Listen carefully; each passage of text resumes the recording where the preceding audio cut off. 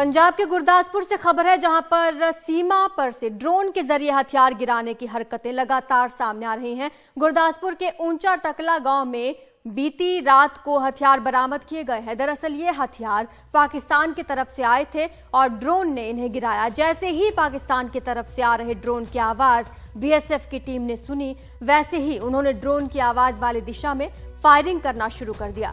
BSF की firing के दौरान ही कुछ गिरने की आवाज भी सुनाई दी थी। सर्च ऑपरेशन के दौरान लकड़ी के फ्रेम वाला एक पैकेट गांव के खेत में पड़ा मिला। इस पैकेट को जब खोला गया तो इसमें 4 पिस्टल, कुछ मैगजीन्स बरामद किए गए हैं, कारतूस भी बरामद हुए।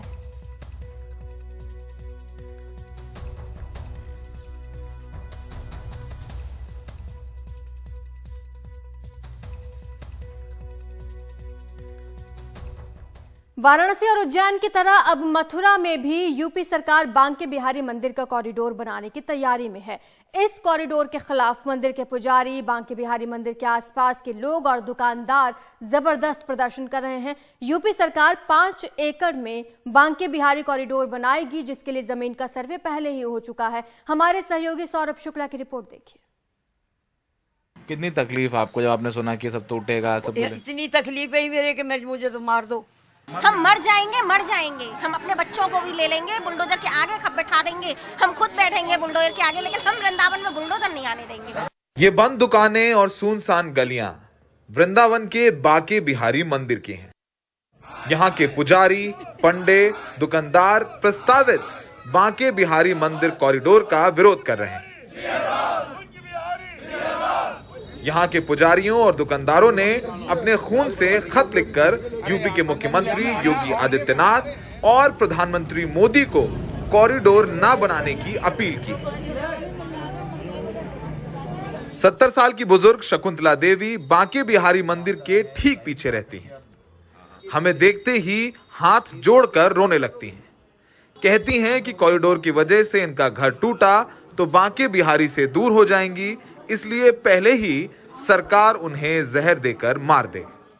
जीवन हमारा नहीं रहे, नहीं बड़े भाई, नहीं हम तनों का हमारा मरण नहीं है जा ठाकुर जी, तो हमें जो सरकार हमें दिन दे रहना है, हमारी वो चला दे भैया और हमारे जहर देके हमें मार दे।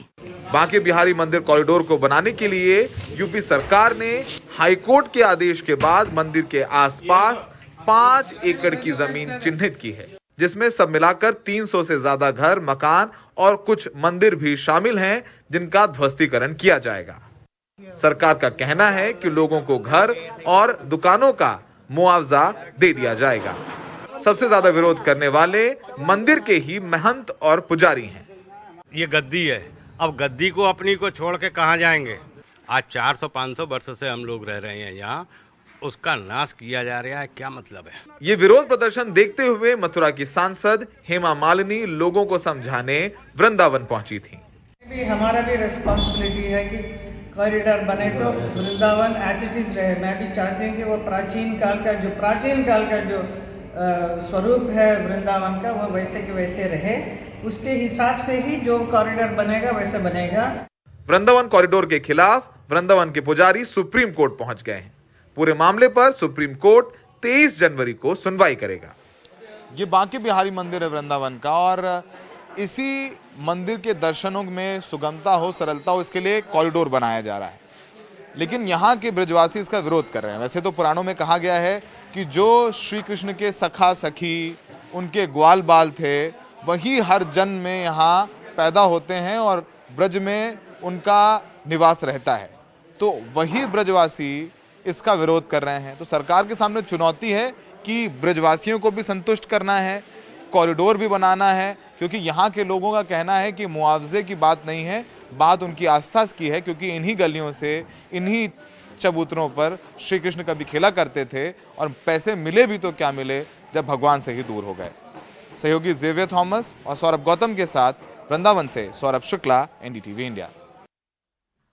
हाल ही में सुप्रीम कोर्ट में भोपाल गैस त्रासदी से जुड़े मामले की सुनवाई हुई। कोर्ट ने कहा कि सरकार 1984 के गैस आपदा पीड़ितों को भुगतान के लिए यूनियन कार्बाइड का इंतजार क्यों कर रही है, जबकि उसे खुद मुआवजे के लिए आगे आना चाहिए। मामले में अब एमपी सरकार की चुप्पी सवालों के घेरे में है।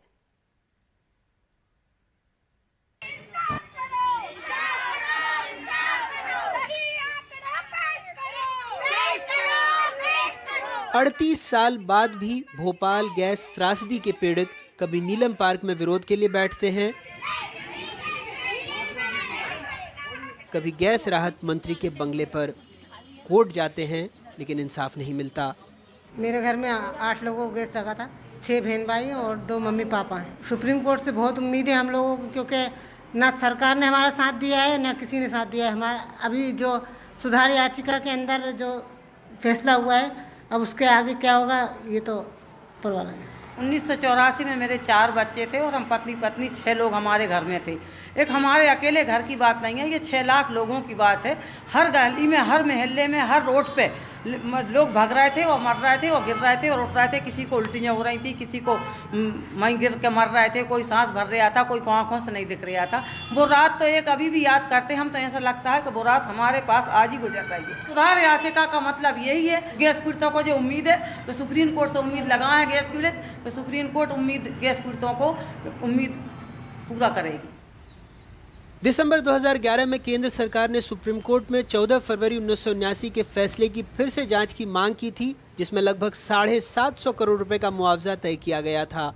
कहा गया ये नुकसान की संख्या पर गलत धारणाओं पर आधारित था। ये मुआवजा 3000 लोगों की मौत और 70,000 घायलों के मामलों के पहले के आंकड़े पर आधारित था।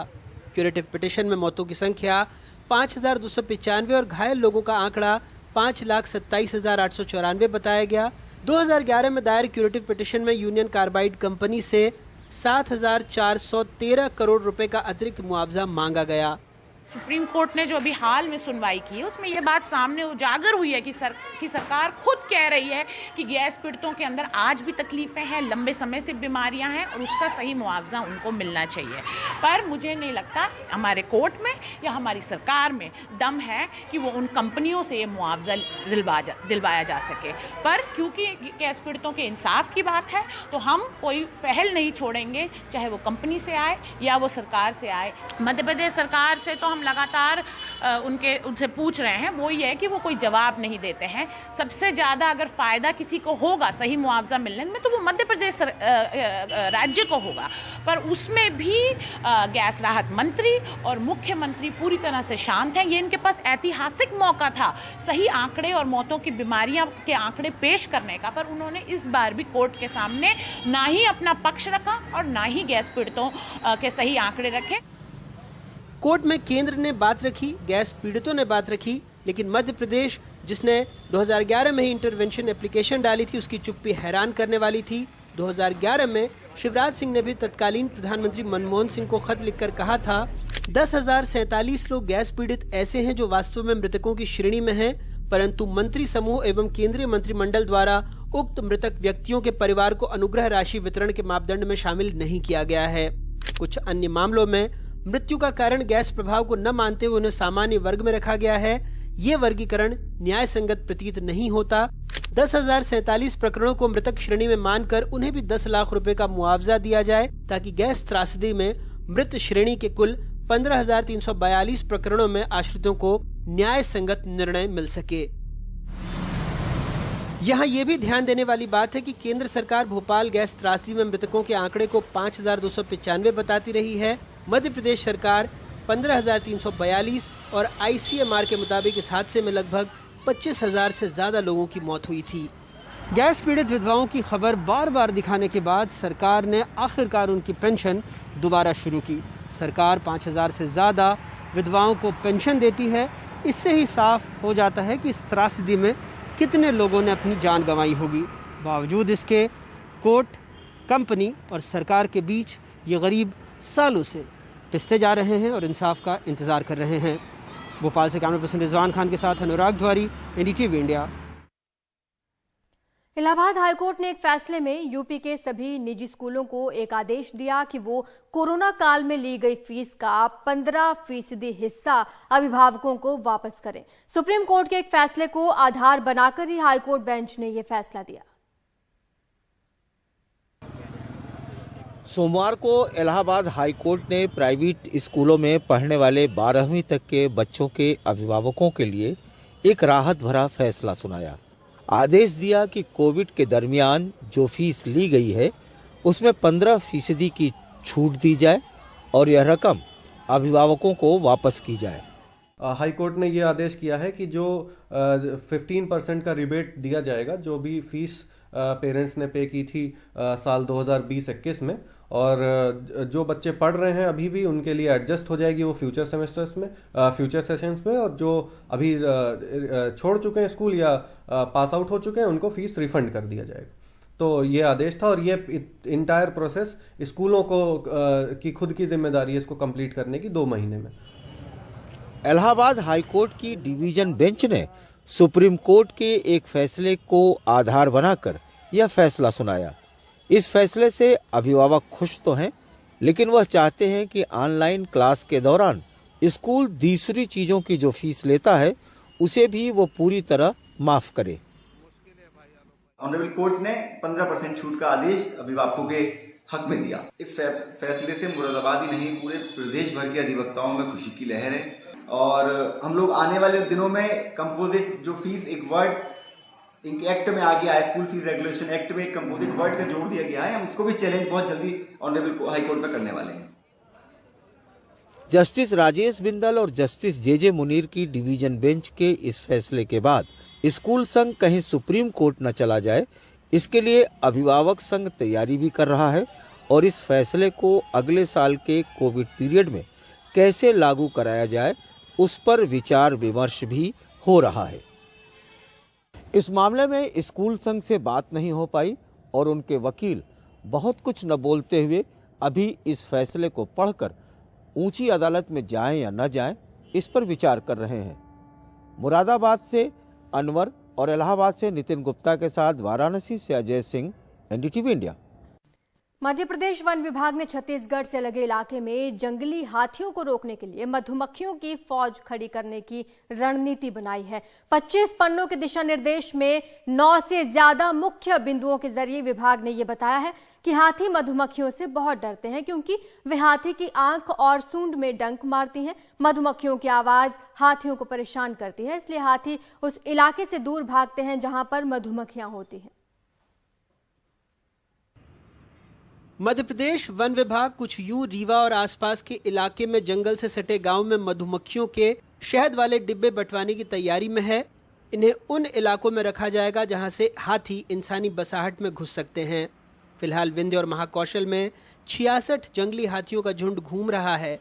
ये एक एसओपी जारी किया गया है जो उनको करना चाहिए फील्ड में, फॉरेस्ट वालों को भी, और उसमें आप देखे होंगे तो उसमें सबके दायित्व निर्धारित है, मतलब जो प्रशासन को क्या करना है, पुलिस को क्या करना है, वेटनरी वालों को क्या करना है। बीज जब हमला करती है ना तो किसी के भी मतलब यानी वो कैन बी फेटल है ना एनकाउंटर, तो वो मतलब कई मतलब इस कारण से वो डरती है। जब वो स्वामिंग होती है ना, उसकी जो आवाज आती है तो वो काटती है, तो उस चक्कर में जो है वो अवॉइड करती है। हाल के दिनों में हाथियों के हमले में 26 लोगों की मौत की खबर आई है। वहीं कई मामले शिकारियों की बेरहमी के भी सामने आए हैं। बांधवगढ़ टाइगर रिजर्व बाघों के लिए विख्यात है, लेकिन कुछ सालों से जंगली हाथियों का भी यहाँ बसेरा है। यहीं के पनपथा बफर परिक्षेत्र में एक जंगली हाथी को न सिर्फ जहर देकर मारने का आरोप है, बल्कि उसे बेरहमी से जला भी दिया गया। महीने भर बाद अब वन विभाग जांच की बात कह रहा है। कुछ लोग बताए कि आग से कहते हैं कि जला करके उसको खत्म कर दिए। फिर हम लोग आए तो गाड़ी के निशाना पाया, वहाँ माने आग का राख जो होता है वो धूल मिला, वहाँ पर गाड़ी थी। इसकी पहले हम पुष्टि कराएंगे जांच दल एक भेजकर, और इसकी फॉरेंसिक और डॉग स्क्वाड द्वारा एक सर्च और वो पूरी जानकारी इकट्ठी की जाएगी। यदि ऐसी कोई घटना हुई है तो विधिवत सैंपल कलेक्ट करके और फिर उसके बाद आगामी कार्रवाई की जाएगी, और इसमें जो भी दोषी होंगे, अगर ऐसी घटना पाई जाती है और इसमें कोई दोषी सम्मिलित पाए जाते हैं तो फिर जो हमारी विधि अनुरूप जो कार्रवाई है, लीगल कार्रवाई, वो की जाएगी। बहरहाल हाथियों और इंसान का संघर्ष कम हो, इसके लिए मधुमक्खियों के अलावा ट्रेंच यानी खाई बनाने का भी फैसला लिया गया है। बिजली की गैर घातक फेंसिंग, हाथी मित्र लोगों से उनसे दूर रहने की गुजारिश करेंगे, पटाखे फोड़कर उन्हें भगाने की कोशिश जैसे उपाय भी किए जाएंगे। हाथी 40 किलोमीटर प्रति घंटे की रफ्तार से भी ज़्यादा तेज दौड़ सकता है, सो उसके सामने हुसैन बोल्ट बनना बेकार है। बेहतर है इन बेज़बानों को अपने घर में रहने दें। इंसानों को चाहिए कि वो जंगल में अपना घर ले जाने से बचे, और अगर लड़ाई करनी ही है तो इंसान से बेहतर लड़ाई मधुमक्खी कर सकती है। रीवा से अपने सहयोगी जावेद, शहडोल से विनय और भोपाल से कैमरा पर्सन रिजवान खान के साथ अनुराग द्वारी, एनडीटीवी इंडिया। वाराणसी में इन दिनों हॉट एयर बैलून फेस्टिवल चल रहा है। इसमें तकरीबन 10 की संख्या में गुब्बारे सुबह सुबह लोगों को लेकर आसमान में उड़ते हैं और आसमान से बनारस के गंगा घाट और उसकी खूबसूरती से सफर कर रहे लोगों से रूबरू कराते हैं।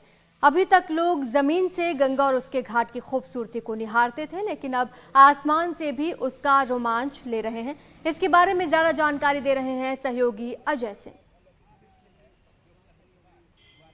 वाराणसी में हॉट एयर बैलून का जो एक फेस्टिवल चल रहा है वो अगर हम आपको दिखाएं तो आसमान में अगर आप देखेंगे तो उस तरीके से जो है वो कई गुब्बारे हैं जो आसमान में हवा में ऊपर जा रहे हैं, और वो जो लोग हैं इसमें लोगों को अंदर ले जा करके बनारस के उन चीज़ों को, उन नज़ारों को दिखाया जा रहा है जो आसमान से अभी तक किसी ने नहीं देखा था।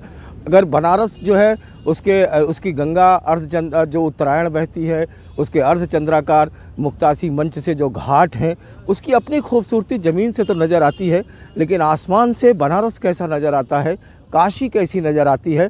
और जो एक सुबह बनारस की एक जो बात है, जब सूरज निकलता है उस समय जो एक चीज़ आपको नज़र आती है कि जिस समय सूरज निकलता है और आसमान से जो है जा कर के वहाँ जिस तरीके से एक ऊपर से बनारस को देखने का जो अपना एक आनंद है वो यहाँ पर नज़र आता है। जो इन गुब्बारों में अगर आपको दिखाई पड़ेगा तो जिस तरीके से ये हॉट एयर बैलून और गुब्बारे उड़ते हैं तो ये किस तरीके का एक अनुभव देता है। हमारे साथ कुछ लोग हैं, हम उनसे जानने की कोशिश करेंगे। क्या नाम है आपका? मेरा नाम चंद्र प्रकाश जैन है। चंद्र प्रकाश, ये बताइए कि आप यहाँ पर आए हैं तो ये किस तरीके से लग रहा है? आप अभी अगर देखते हैं ऊपर से तो कैसा नजर आता है? बहुत ही अच्छा लग रहा है, बहुत ही खूबसूरत नज़ारा है। जो इसमें सफ़र कर रहे होंगे वो जान रहे होंगे इसका रोमांच क्या है। ये 8-10 बैलून है, यहाँ से उठ के 1 घंटे के सफ़र पर जा रहे हैं और इनको जो लोग भी गए इनको बहुत ही अद्भुत नज़ारा और आनंद आ रहा होगा। बिल्कुल निश्चित रूप से बहुत अच्छी पहल। आपको जाने का मौका नहीं मिल पाया? नहीं, अभी आज तो मिल नहीं पाया, लेकिन अगले राउंड में हो सकता है कल मिले। कल मिले तो कल आप जाएंगे? हो सकता है, बाबा की इच्छा हुई तो जाएंगे। तो ये एक अलग तरीके का एक अनुभव है जो यहाँ पर कर रहे हैं। पिछली साल से ये चीज़ें शुरू हुई हैं और इस बार जो है ये इसकी शुरुआत की गई है और तकरीबन 8 से 10 जो बैलून हैं वो आसमान में जाते हैं और हवा में उड़ते हैं। उड़ते हुए लोगों को उसके ऊपर से जो उसकी जो खूबसूरती दिखती है वो एक अलग तरीके का बनारस के और काशी का फील देती है और वो एक अनुपम छटा नज़र आती है। वाराणसी से पुरुषोत्तम के साथ अजय सिंह, एनडीटीवी इंडिया।